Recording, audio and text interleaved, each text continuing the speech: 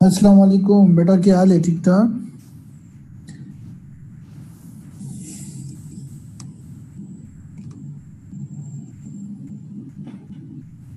अच्छा जी, टॉपिक शुरू करते हैं। हम लोग इंटरनेशनल अकाउंटिंग स्टैंडर्ड 38 पढ़ रहे थे इंटेंजिबल एसेट्स के नाम से।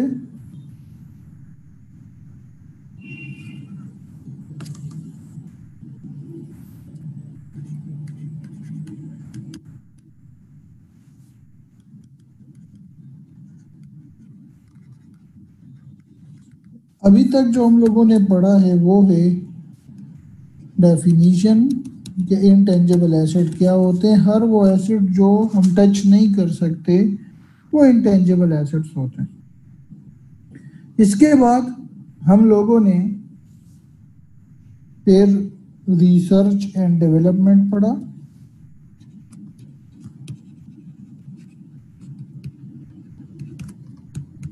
जिसमें से हमने डेवलपमेंट की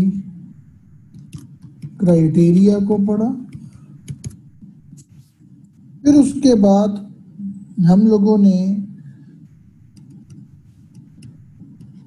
एक्सपेंडिचर रूल्स पढ़े, और ये आज भी हमारा टॉपिक है, एक्सपेंडिचर रूल्स। ठीक है।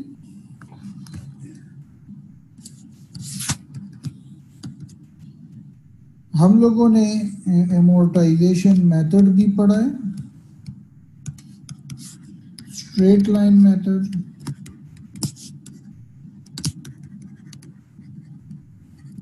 और दूसरा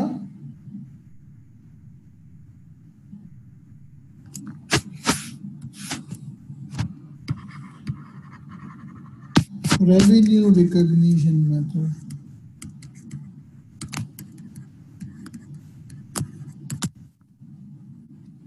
स्ट्रेट लाइन मेथड हमारा फॉर्मूला है cost divide by useful life. Revenue recognition method का फॉर्मूला है cost divided by total expected revenue multiply by revenue recognized in the year।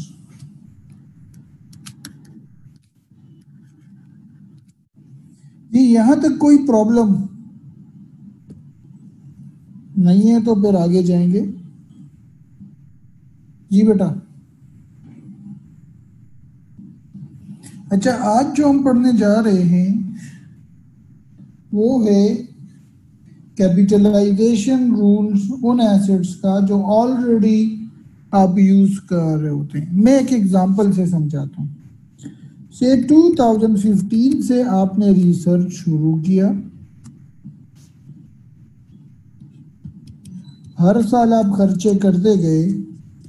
2019 में ये डेवलपमेंट के क्राइटेरिया को मीट कर गया। इससे पहले जितना भी हुआ वो सारे का सारा क्या है? एक्सपेंस है। आपने यही पढ़ा है ना?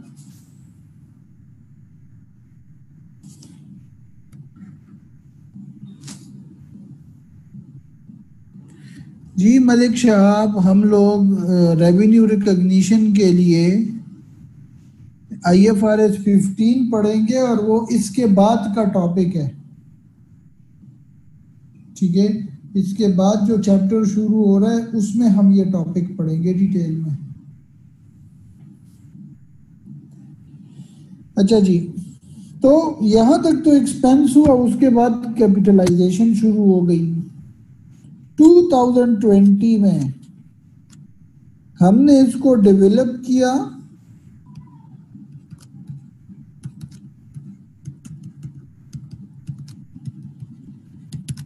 जिस अभी तक 2 लाख का खर्चा हुआ है। डेवलप किया, लेकिन स्टिल डेवलपमेंट के बाद हम क्या करते हैं? इस पर एक्सपेंडिचर करते हैं। Development cost after its development. कैसे? फॉर एग्जाम्पल, मैंने 2019 में डिस्कवर किया कि मैं मेडिसिन बना सकता हूं इससे। 2020 तक मेडिसिन बन गया, काम कंप्लीट हो गया।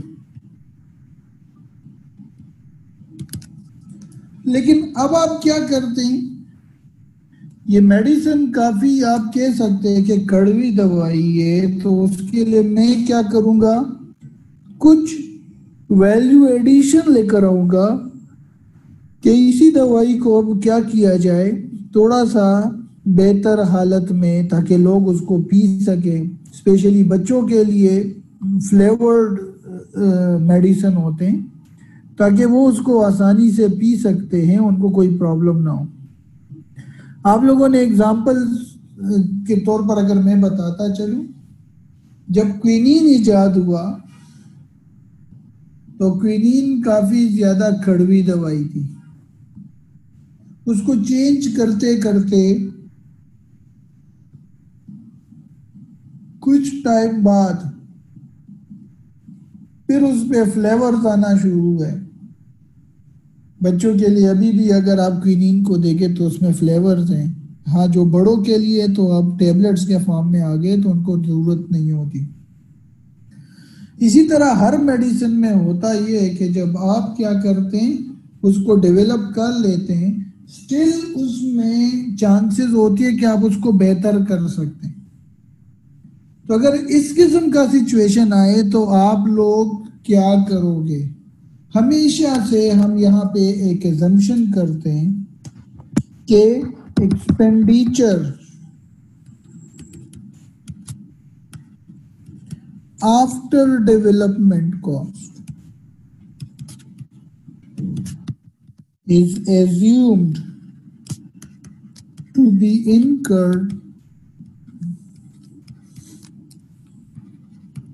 at the end of the year. एक एग्जाम्पल से समझते हैं इस चीज को, सही है? लेट्स सपोज ईयर 1 जब एसेट बन गया, एसेट कॉस्ट है 5 लाख, आपने लिखा इसकी यूजफुल लाइफ 5 ईयर है। ईयर 1 डेप्रिसिएशन कितनी होगी? 5 लाख डिवाइड बाय 5 से 1 लाख। यहां पे ईयर 1 में cost 5 lakh minus accumulated appreciation 1 lakh, carrying value 4 lakh. Let's suppose 1 lakh expenditure is incurred in year 2। समझ आ रही है इस चीज की?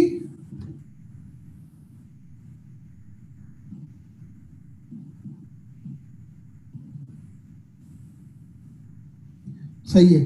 तो मैं कैसे लिखूंगा? मैं सबसे पहले नॉर्मल डेप्रिसिएशन करूंगा।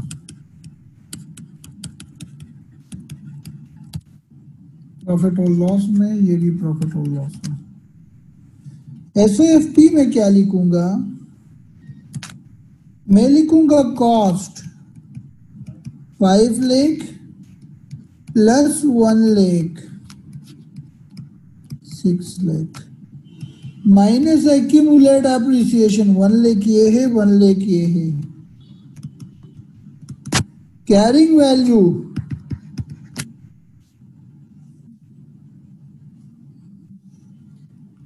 4 लाख से 1 लाख माइनस हुआ, 1 लाख ऐड भी हो गया, 4 लाख आ गए।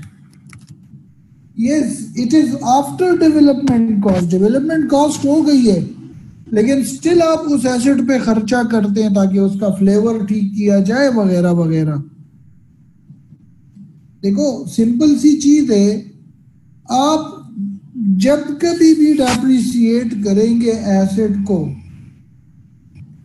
तो, और साथ साथ डेवलपमेंट कॉस्ट भी है इनटेंजिबल एसेट्स में, तो हम ये एज्यूम करते हैं कि इनटेंजिबल एसेट की डेवलपमेंट हमेशा से ईयर एंड पे होगी। इट मींस हम नॉर्मल डेप्रिसिएट करेंगे और उसके बाद हम क्या करेंगे? डेवलपमेंट कॉस्ट कैलकुलेट करेंगे। अब अगर मैं ईयर 3 करूंगा तो कैसे आएगा? डेप्रिसिएशन हमने क्या पढ़ा है? कैरिंग वैल्यू में जब भी चेंज आता है हम रिवाइज डेप्रिसिएशन लिखते हैं, यही पढ़ा है ना? रिवाइज डेप्रिसिएशन का formula remaining asset divide by remaining useful life, तो 1333333 मैं लिखूंगा 6 लाख का एसेट 33333 यूज हुआ है, तो कितनी वैल्यू रहती है? 266667 वैल्यू रहती है। जी बच्चे अभी बताएं, इस बात में अगर कोई प्रॉब्लम किसी को?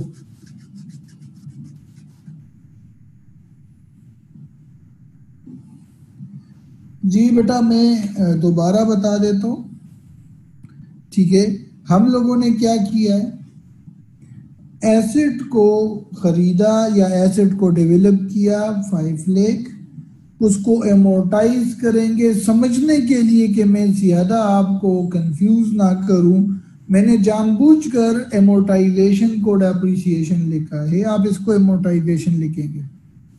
तो पहले साल हमारी डेप्रिसिएशन या एमोर्टाइजेशन कितनी होगी? 5 लाख डिवाइड बाय 5 1 लाख। अब मेरे पास कॉस्ट है 5 लाख, एक्यूमुलेट डेप्रिसिएशन है 1 लाख और कैरिंग वैल्यू है 4 लाख। ईयर 1 की किसी को समझ ना आई हो तो बताएं। ईयर 1 किसी को ईयर 1 की समझ ना आई हो तो बताएं।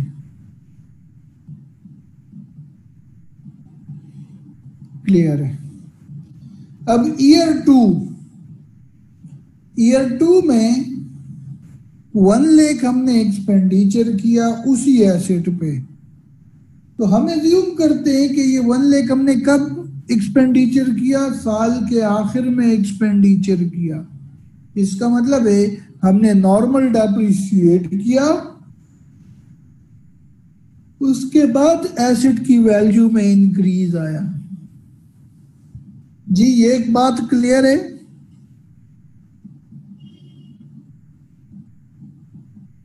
हमने नॉर्मल डेप्रिसिएट किया, नॉर्मल डेप्रिसिएशन कितना था? जो पुराना डेप्रिसिएशन का मेथड था वो अभी भी है, 5 लाख डिवाइड बाय 5 से 1 लाख। डेप्रिसिएट करने के बाद हम क्या करते हैं?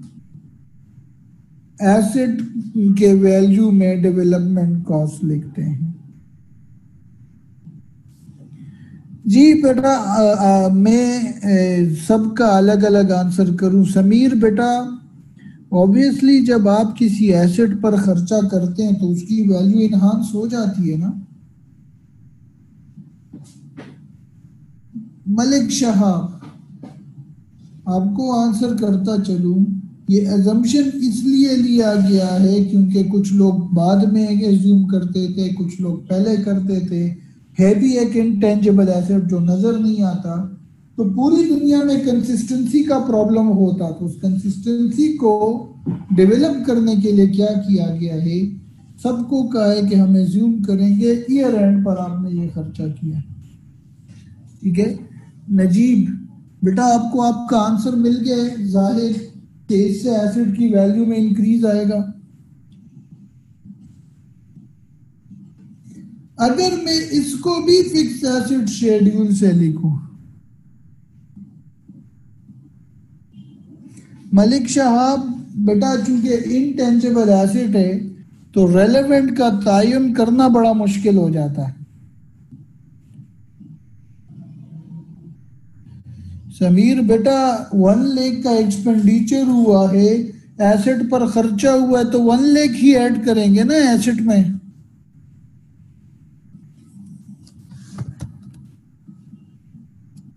इसको अगर मैं फिक्स एसेट शेड्यूल से लिखूं तो कुछ इस तरह से बनता है। आप लिखते हैं details,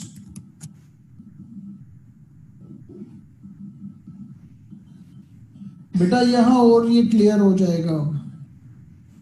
amortisation cost accumulated appreciation carrying value.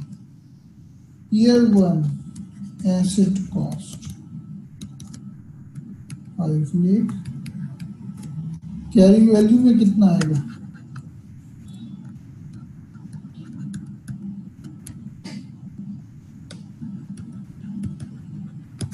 पहला साल एमोर्टाइज हुआ,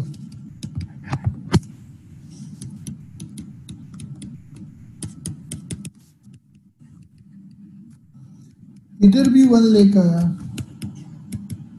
इधर भी 1 लाख आया। जी अभी क्लियर है?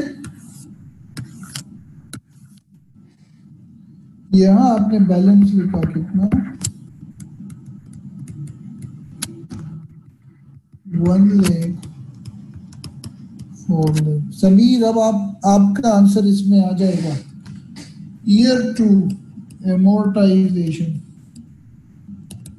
चूंकि ईयर के एंड में हुआ है तो वही फॉर्मूला होगा।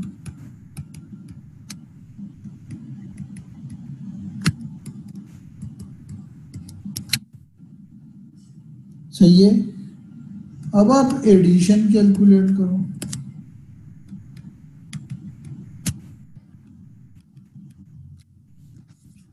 जी बेटा ये भी क्लियर है?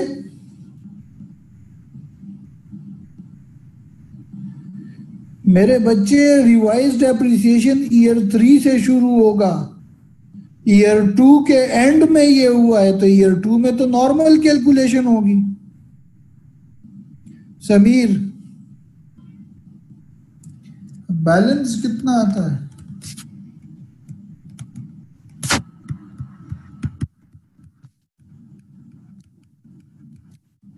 अभी क्लियर है?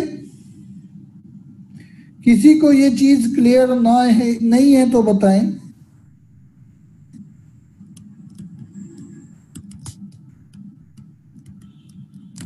अब यहां पे ये रिवाइज हुआ,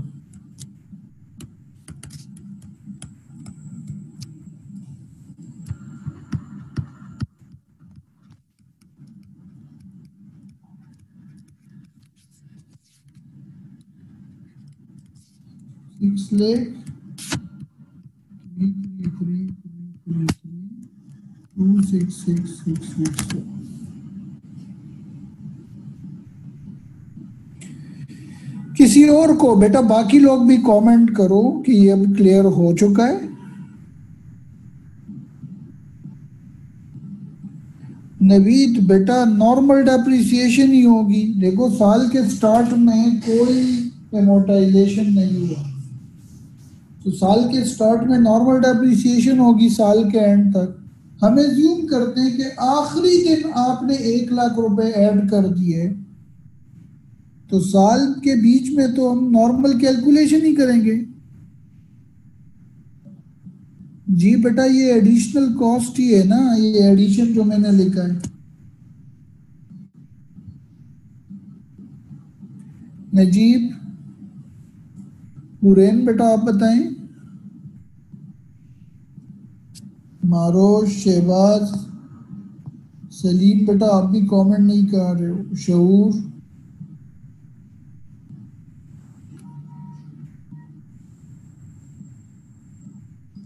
बेटा जब कभी भी एसेट के cost accumulated appreciation carrying value में चेंज आता है हम रिवाइज्ड एप्रिसिएशन लिखते हैं। ओसामा रिवाइज्ड एप्रिसिएशन का फॉर्मूला क्या है?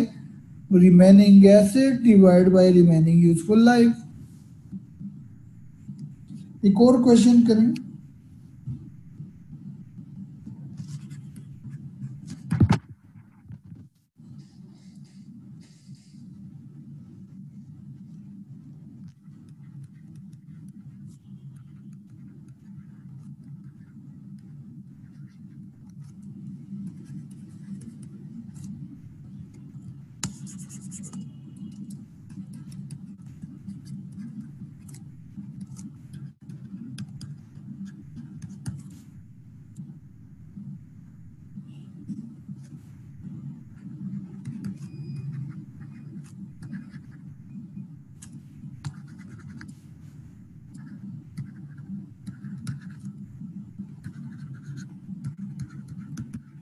बेटा सॉल्व करें।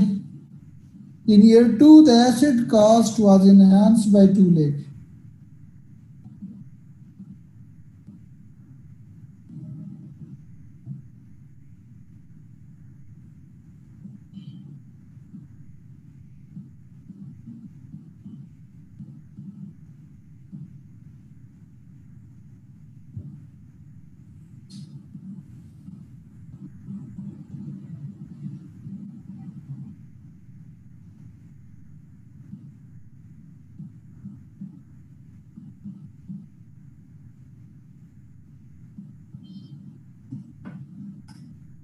जी बेटा सॉल्व करें।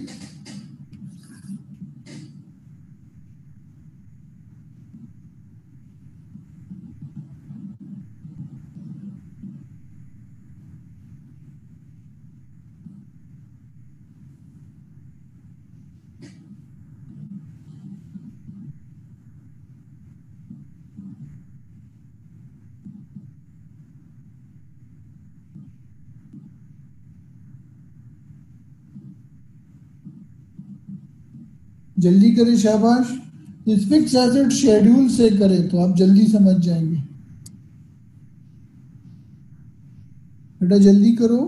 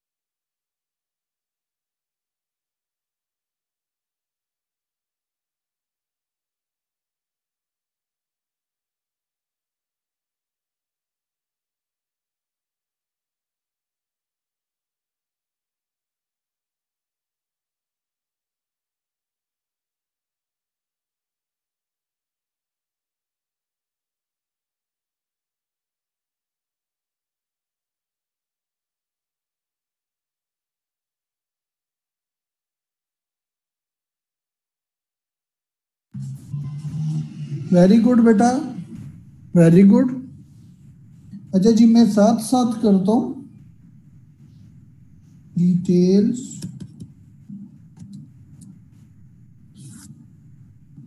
amortization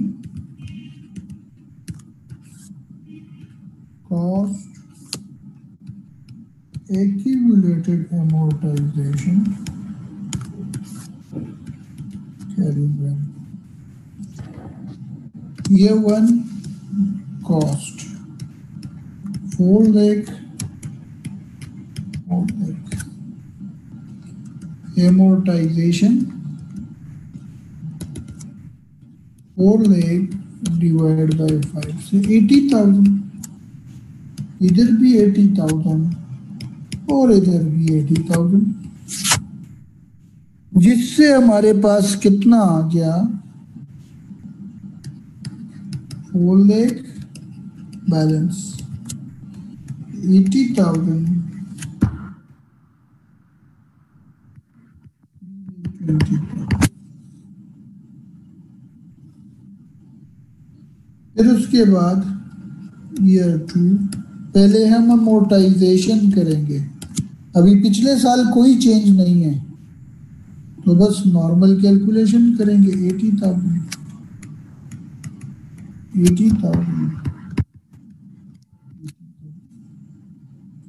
अब उसके बाद क्या होगा, एक्सपेंडिचर हुआ है कितना 2 लाख और 2 लाख, जिससे बैलेंस कितना बनता है 6 लाख 160,000 और 40,000। यहां तक कोई प्रॉब्लम?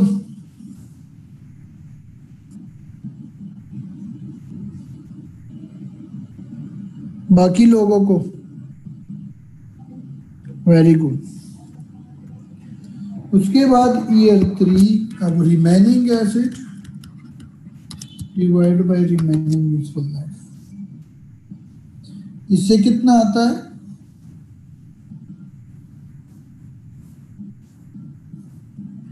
समीर बच्चे, जब तक स्ट्रेट लाइन मेथड में क्या फॉर्मूला चेंज करते हो हर साल? वैसे समीर, मुझे कभी कभार लगता है बड़े बड़े ही अजीब अजीब क्वेश्चन पूछते हो। मुझे लग रहा है कि आप फ्यूचर में आइंस्टाइन बनेंगे।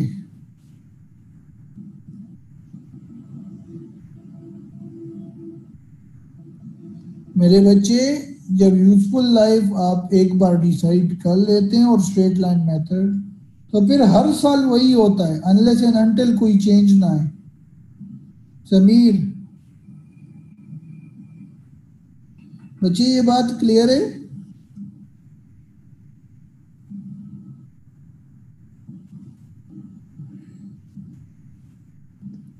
मेरे बच्चे, इतने नाजुक ना बनो।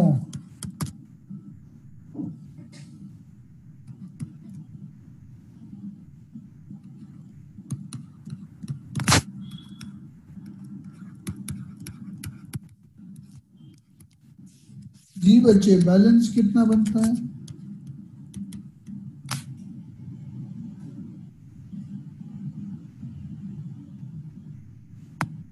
जी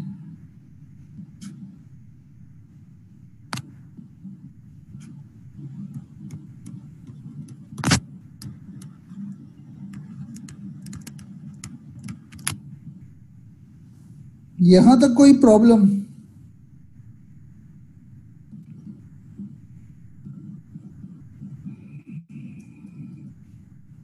ठीक है, अब अगले साल भी यही डेप्रिसिएशन होगी।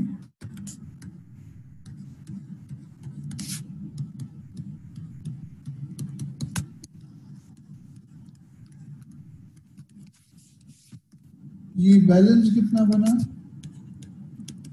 6 लाख। ये बैलेंस कितना बना?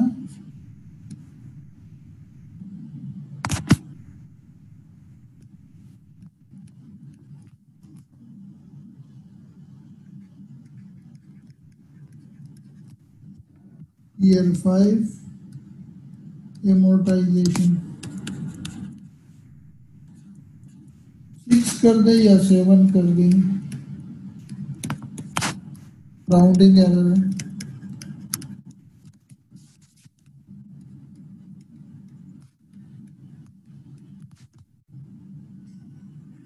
जी बेटा, यहां तक क्लियर हो गया? अब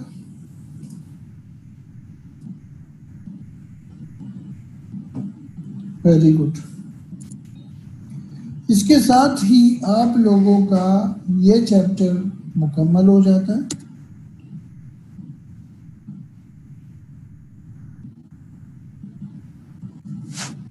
अगर मैं बुक को देखूं, अगर कोई चीज रहती है तो वहां से भी कर लेते हैं। जी जाहिद बेटा, इसीलिए तो मैंने बुक को ली है।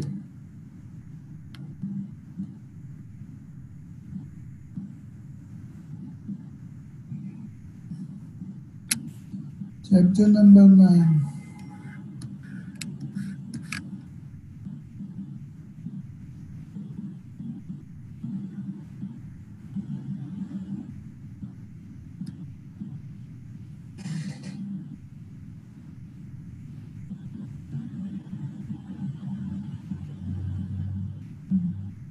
सिक्स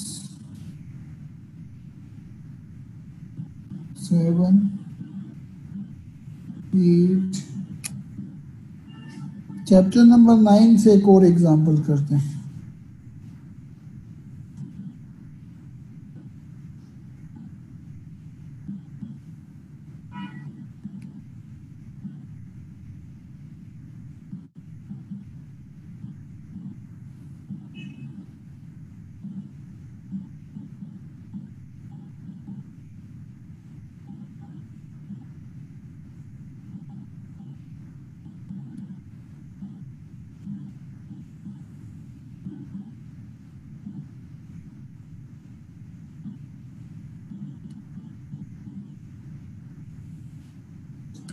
जी बेटा पहले तो ये एग्जांपल करें जरा।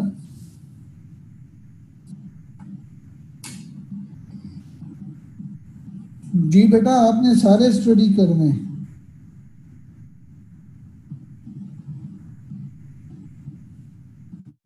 ये क्वेश्चन नंबर 9 जरा देखिए फिर मैं करता हूँ। ये इलस्ट्रेशन 1 सॉरी करें जरा।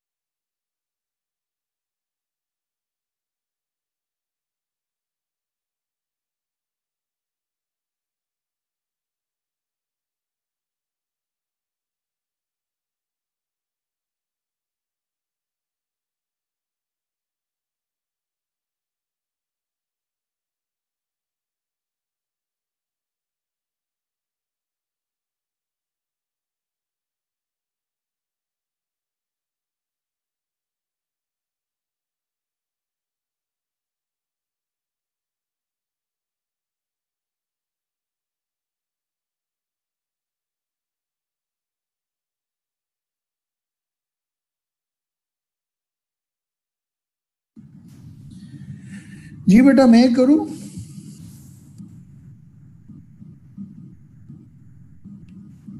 सही है। अच्छा जी लिखा हुआ है bright spark limited is developing new product the visit. Visit का लफ्जी मतलब है कोई चीज, वो कुछ भी हो सकता है।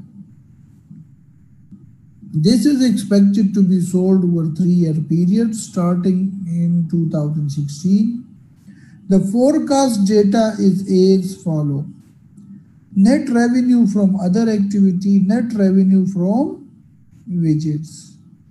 हमारे लिए इम्पोर्टेंट क्या है यहां से इंपॉर्टेंट है, अदर रेवेन्यू से तो मेरा ताल्लुक ही नहीं है, मेरे लिए तो इंपॉर्टेंट यही है। जी बेटा ये क्लियर है ये बात? मैंने नया प्रोडक्ट बनाया या नया एसेट बनाया जिससे मैं नया प्रोडक्ट लॉन्च करने जा रहा हूं विजिट के नाम से, तो जो विजिट के रेवेन्यू होगी वही डेवलपमेंट कॉस्ट के लिए रेलेवेंट होगी। साथ साथ डेवलपमेंट कॉस्ट कितना है, 9 लाख है। अगर लिखा है कि show the development cost should be treated if the cost do not qualify for capitalisation, अगर डेवलपमेंट कॉस्ट कैपिटलाइजेशन को क्वालिफाई नहीं करता तो ये नेट रेवेन्यू भी फिर ना होता। ये बात क्लियर है? ये नेट रेवेन्यू तो इसलिए है क्योंकि हमने नया एसेट कैपिटलाइज किया हुआ। जी बच्चे,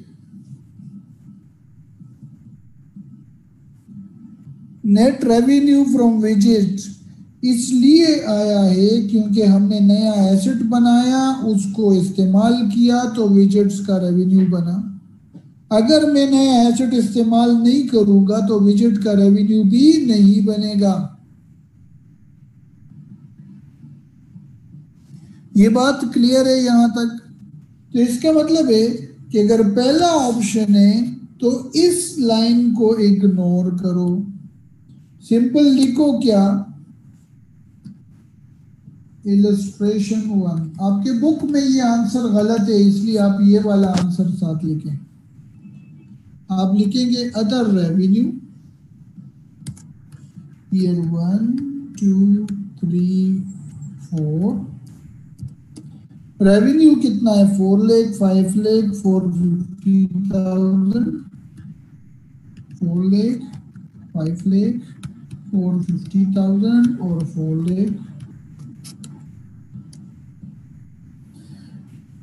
अगर डेवलपमेंट कॉस्ट नहीं है, क्राइटेरिया को मीट नहीं करता तो हम इस सबको एक्सपेंस लिखेंगे। कौन सा एक्सपेंस, रिसर्च एक्सपेंस, कितना 9 लाख। इधर से 5 लाख का लॉस हुआ, इधर से 5 लाख का प्रॉफिट, 450,000 का प्रॉफिट और 4 लाख का प्रॉफिट। ये क्लियर है अभी?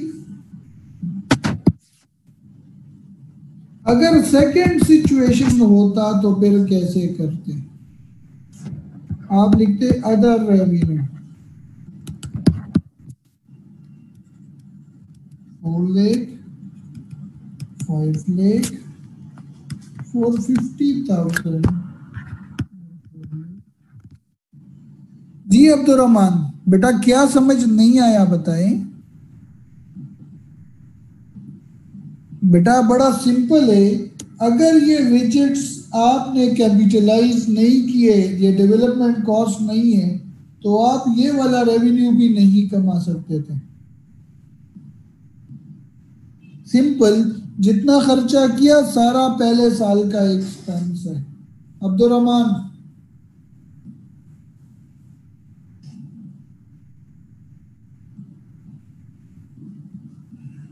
मेरे बच्चे, अदर रेवेन्यू को हम इससे रिलेट नहीं करेंगे, मतलब मेरा ये अदर रेवेन्यू को इन दोनों से रिलेट नहीं करेंगे। अदर रेवेन्यू तो अपना आएगा जो भी रेवेन्यू है, इन दोनों से रिलेट नहीं किया जाएगा, ये दोनों रिलेटेड है। अगर डेवलपमेंट कॉस्ट क्राइटेरिया मीट नहीं करता तो ये रेवेन्यू भी नहीं होगा, अगर डेवलपमेंट कॉस्ट क्राइटेरिया को मीट करता है तो ये वाला रेवेन्यू होगा। अभी क्लियर है अब्दुर्रहमान? अब दूसरा सिचुएशन, अदर रेवेन्यू तो लिखा विजिट्स, अब ये देखिए मैं इसको नेट करके यहां लिखूंगा विजिट रेवेन्यू लेस एमोर्टाइजेशन। पहले साल विजिट का रेवेन्यू नहीं है, पहले साल एक्सपेंस भी नहीं है, सारे का सारा कैपिटलाइज हो गया। दूसरे साल रेवेन्यू 450,000, तीसरे साल 6 लाख, चौथे साल 4 लाख। अब अमोर्टाइजेशन कितनी होगी? आप लिखेंगे अमोर्टाइजेशन टोटल 9 लाख है, total cost divide by total revenue, total expected revenue, तो इन तीनों का रेवेन्यू प्लस करो, 1450,000 बना, मल्टीप्लाई बाय 450,000 कितना आता है जी? ये पहले साल का एमोर्टाइजेशन है, बताइएगा जी मेरे बच्चे, बताइएगा।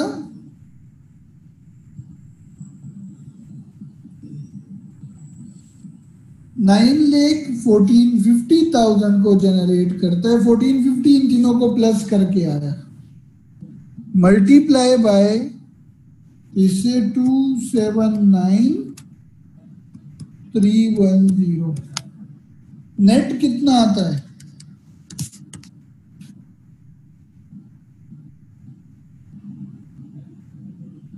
मेरे बच्चे जिस साल रेवेन्यू जनरेट किया है विजिट से, उस साल की ये आती है। आसान बेटा, जब से यहां तो क्राइटेरिया मीट हो गया, उसके बाद आप क्या करोगे, उसको एक्सपेंस आउट करोगे।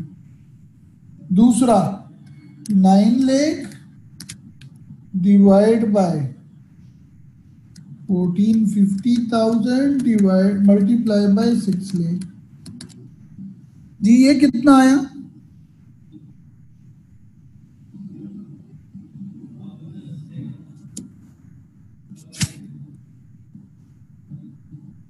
मैं इधर से लिख लेता हूं,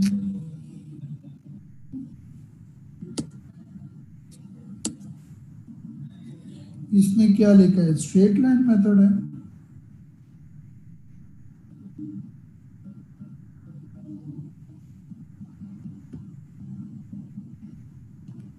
अच्छा, उसने स्ट्रेट लाइन मेथड लिखा हुआ है। अगर ये स्ट्रेट लाइन मेथड है तो फिर तो आसान है, 9 लाख डिवाइड बाय 3,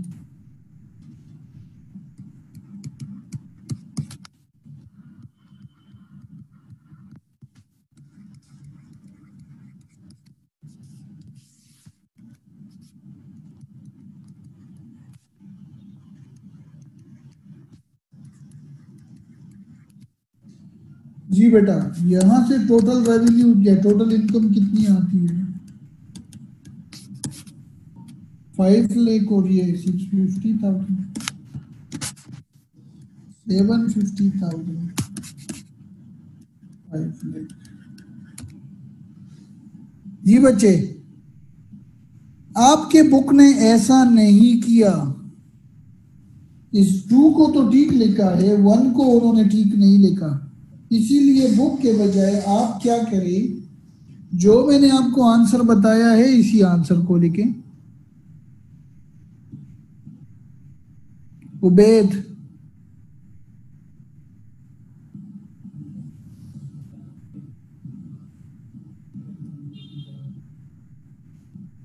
बाकी लोग बताएं, अभी ये क्लियर है? ताकि हम लोग एक्सपेंडिचर पर भी एक क्वेश्चन कर सके।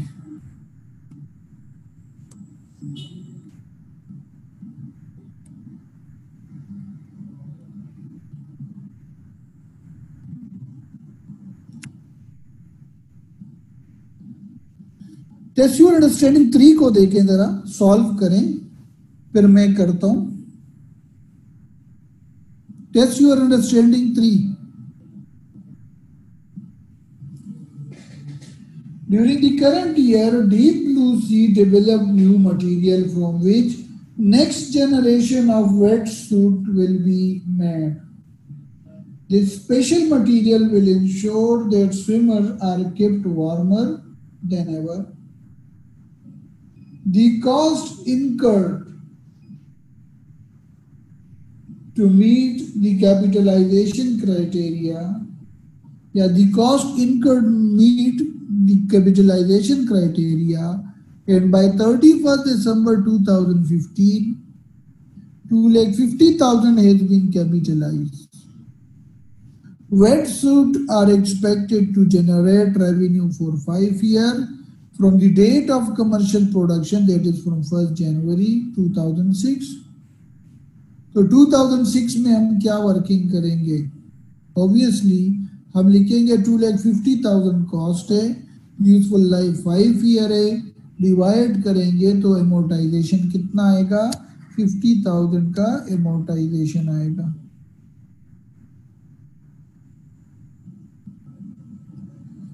मेरे बच्चे, आप आसाम उस क्वेश्चन को देखें तो उसने सिर्फ 3 सालों का रेवेन्यू जनरेट किया है। हम यूजफुल लाइफ 3 ईयर ही लिखेंगे ना। आसाम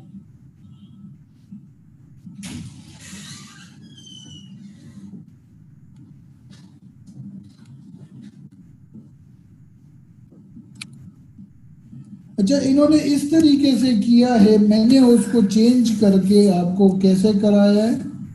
आपको इस तरीके से कराया, ये ज़्यादा बेहतर है और आपके फाइनेंशियल स्टेटमेंट्स में भी यही तरीका यूज होता है, तो इसलिए आप इसी को फॉलो करें।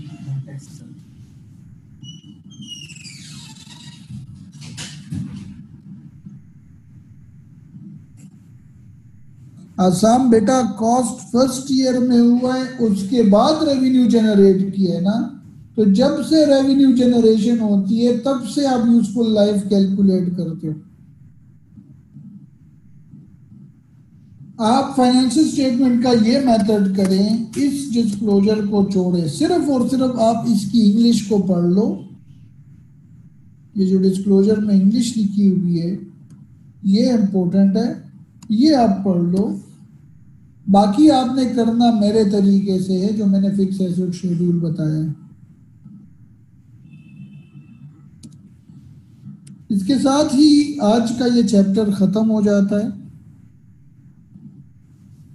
आप लोग को होमवर्क देता चलूं, ये एक क्वेश्चन है जो आप लोगों ने करना है।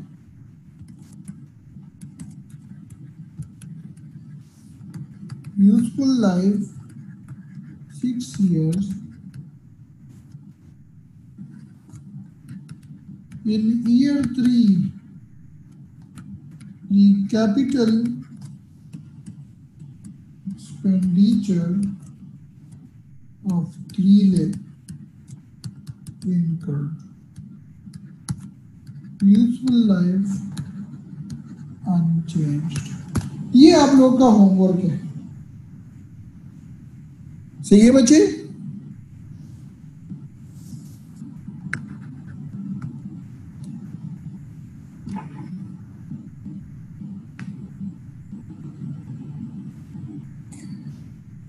जाहिद बेटा